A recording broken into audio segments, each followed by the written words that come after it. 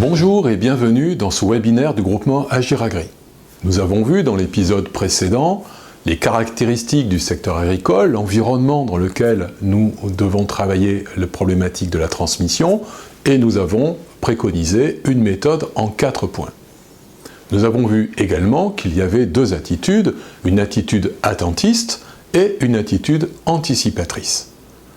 Nous allons voir dans ce webinaire les conséquences d'une attitude attentiste, c'est-à-dire les conséquences d'une transmission subie, que ce soit au niveau de l'entreprise individuelle ou au niveau d'une personne morale, d'une société.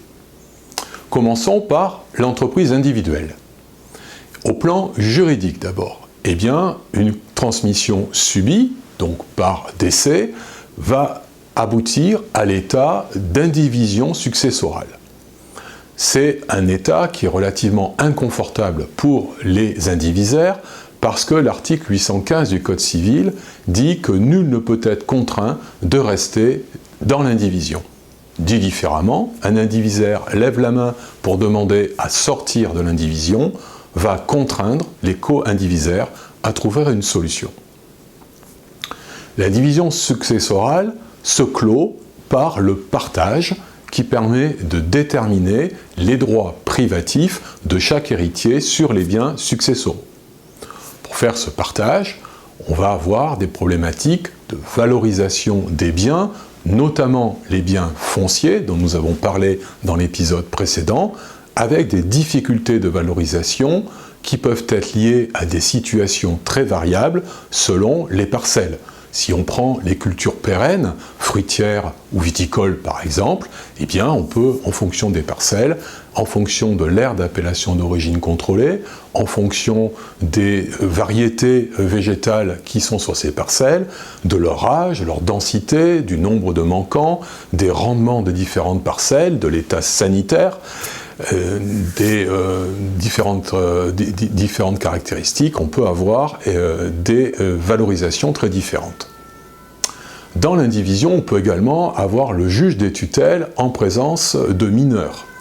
Les conseils du groupement Agir Agri étudieront et négocieront le cas échéant la création d'une structure exploitante hors les mineurs avec un certain baux pour préserver les droits de ceux-ci sur ce qui est le cœur de leur patrimoine, le patrimoine généralement foncier. Dans une indivision, retenez que chaque co-indivisaire dispose d'un droit de jouissance sur les biens indivis à condition que chacun respecte évidemment la destination des biens et que chacun respecte les droits des autres indivisaires. Enfin, un élément important de l'indivision, c'est que chaque indivisaire, ou tous les indivisaires, sont responsables solidairement et indéfiniment entre eux. Et enfin, l'indivision peut poser certaines problématiques techniques en termes de transmission des baux ou de droit au bail. Enfin, au plan juridique également, il s'agit de pouvoir faire vivre et de gérer l'indivision successorale. Le Code civil prévoit que les décisions puissent être prises par un indivisaire ou à la majorité des 2/3 d'entre eux, ou à l'unanimité.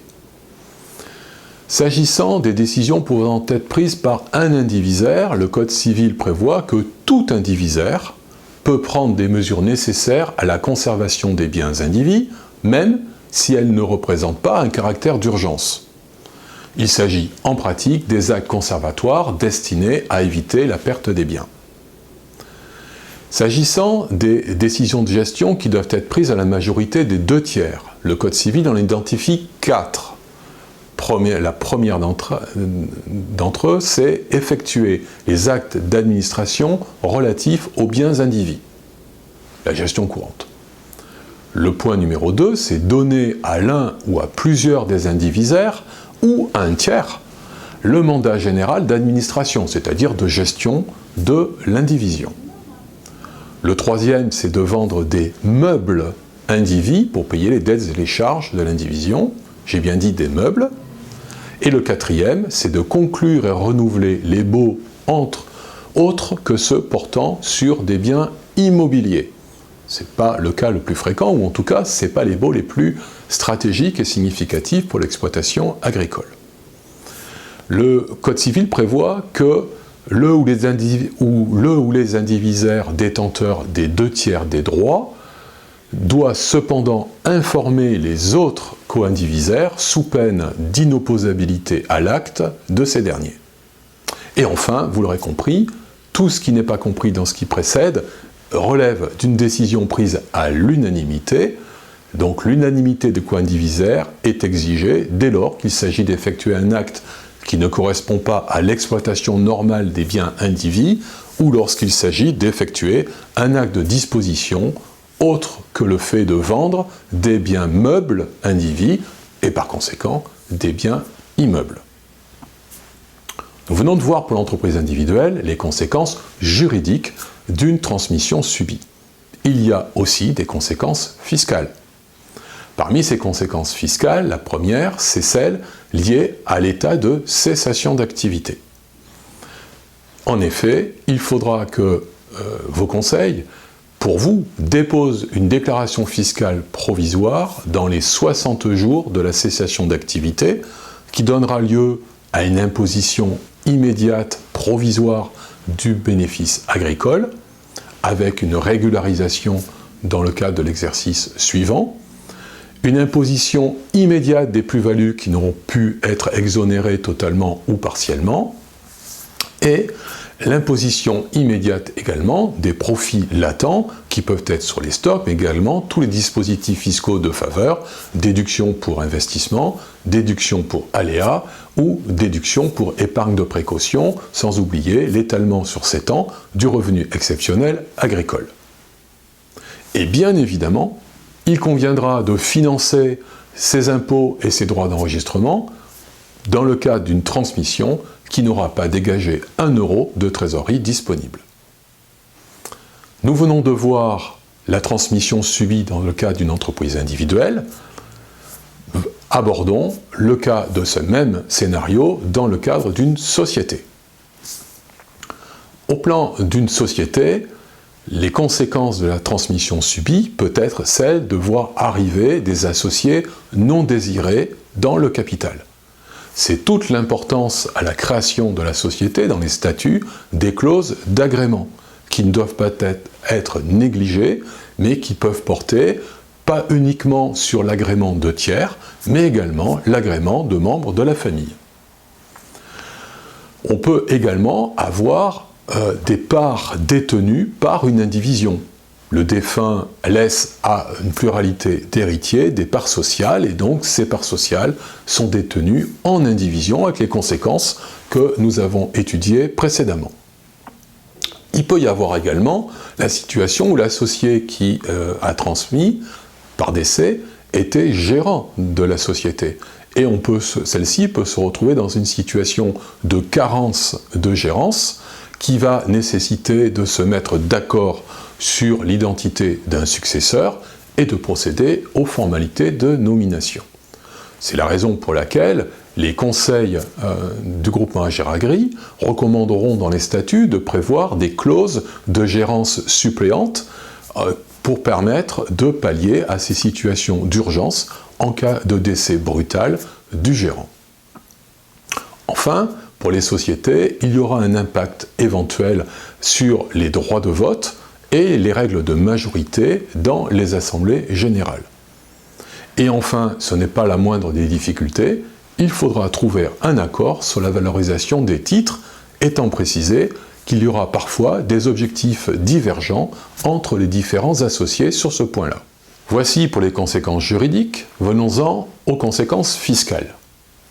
La société ne décède pas, c'est un des associés qui a décédé. Il n'y a donc pas pour la société de situation de cessation d'activité. Il peut y avoir toutefois un point important qui est le remboursement des emprunts par les clauses d'assurance décès-invalidité. Selon le principe qui ne paie pas ses dettes s'enrichit, ce remboursement de capital d'emprunt, qui peut être très significatif, constitue un profit exceptionnel immédiatement imposable dans la catégorie des bénéfices agricoles ou de l'impôt sur les sociétés. Si on est en transparence fiscale, les associés présents à la clôture de l'exercice appréhendent en effet le résultat. il y a là encore des techniques que maîtrisent les membres du groupement Agiragri pour éviter cette situation avec des assurances extérieures et des règles de subrogation au profit de la société. Je vous ai dit qu'effectivement, les associés présents à la clôture de l'exercice déclarent et appréhendent les résultats. Sachez toutefois qu'il y a un article du Code général des impôts qui permet pour l'agriculture, et uniquement l'agriculture, de pouvoir segmenter le résultat entre celui allant de l'ouverture de l'exercice à l'événement, c'est-à-dire le décès, au nom du défunt, de la quote-part de résultat de cet événement à la clôture de l'exercice au nom des héritiers.